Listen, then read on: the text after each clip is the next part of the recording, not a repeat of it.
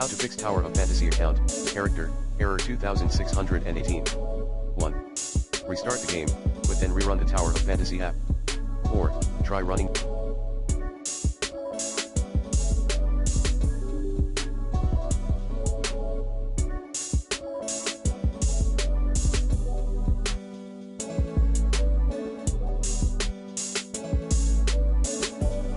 The Tower of Fantasy mobile app 2. Restart your router, if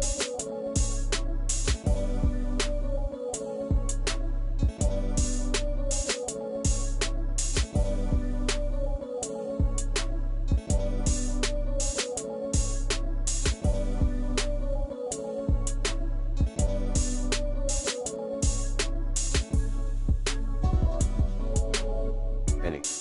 And check Tower of Fantasy server status. 3. Changing your server.